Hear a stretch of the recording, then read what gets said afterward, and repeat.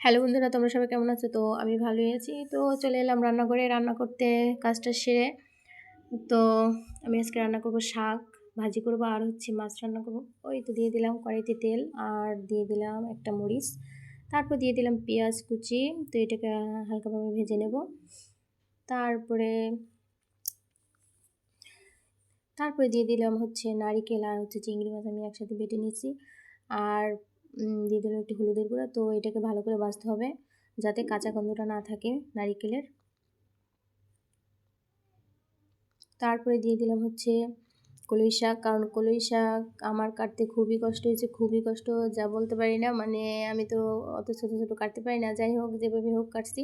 তারপর দিয়ে দিলাম এর ভিতরে লবণ, হালকা একটু এই চিনি, তারপরে একটা মরিচ, আর একটু পরপর নেড়ে নেব। আর ঢেকে ঢেকে হচ্ছে ঢেকে ঢেকে রান্না করলে হচ্ছে তাড়াতাড়ি সেদ্ধ হবে।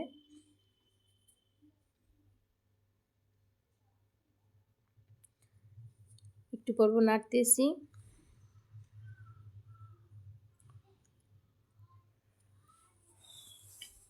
আমার ছেলে হচ্ছে ঝাল খেতে পারে না, তাই আমি মানে যে কোনো কিছু রান্না করলে ঝাল কম দিই, ঝালের পরিমাণটা কম দিই। আমরা হচ্ছে এমনিতে মরিচ খাই, আর তরকারিতে ঝাল কম দিই। এই তো আমি নাড়তেছি একটু পরপর। তো আমার ভাজা হয়ে গেছে শাক ভাজি। তো এখন আমি একটা কড়াই বসেছি, মানে কড়াইয়ের ভিতরে আগে তেল ছিল। সকালবেলা বাড়ি থেকে এসে তারপরে ওই বাবুর একটা ডিম পোচ করে দিয়েছি এই কড়াইতে। তো দিয়ে দিলাম তেল, তারপরে দিয়ে দিলাম হচ্ছে মাছে হলুদ আর লবণ মেখে নিয়েছি। মাছটা কড়া ভাজবো না, কারণ পোমা মাছ কড়া ভাজা ভালো লাগে না আমার কাছে খেতে, তাই হালকা ভেজে নেব।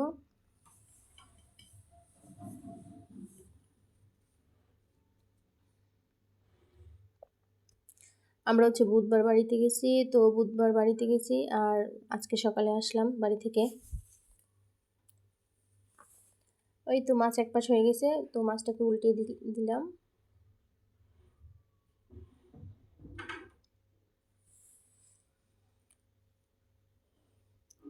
আমি হচ্ছে নতুন ভিডিও করি, যদি আমার কথায় কোনো ভুল ত্রুটি হয়ে থাকে আপনারা মনে কিছু নেবেন না। আর তো মাছ হয়ে গেছে, মাছটা উঠিয়ে নিলাম। তারপরে এই তেলেই হবে, আর কিছু দেবো না, আর কোনো তেল দেবো না। তো এই তেলের ভিতরে দিয়ে দিলাম কালো জিরে আর হচ্ছে সাদা জিরে একসাথে, আর দিয়ে দিলাম হলুদ মরিচ, তারপরে জিরার গুঁড়ো একসাথে মিশিয়ে নিচ্ছি।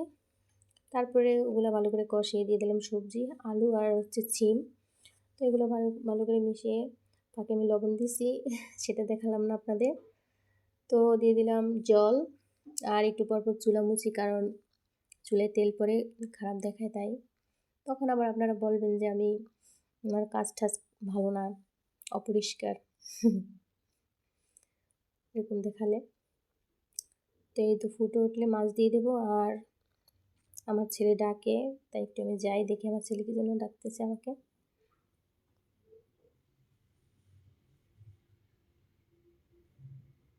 তো এই তো আসলাম, এসে হচ্ছে বাবুর কি জন্য ডাকছে জেনে তারপরে আসলাম। এই তো মাছ দিয়ে দিলাম তরকারিতে।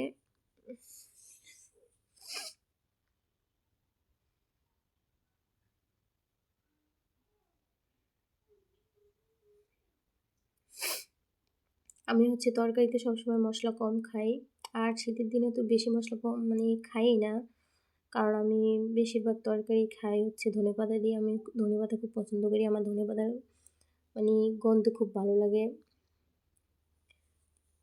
তাই আমি বেশিরভাগ তরকারিতেই ধনেপাতা দিই।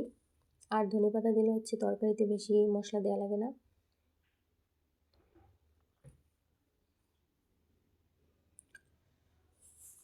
আমার তরকারিটা হয়ে গেছে প্রায়, তো ধনেপাতা দিয়ে দিলাম। আর আপনাদের আমার এই রান্নাটা কেমন লাগছে একটু কমেন্টে বলবেন, আর কেমন দেখাচ্ছে আমার তরকারিটা একটু বলবেন। টাটা, বাই বাই সবাইকে।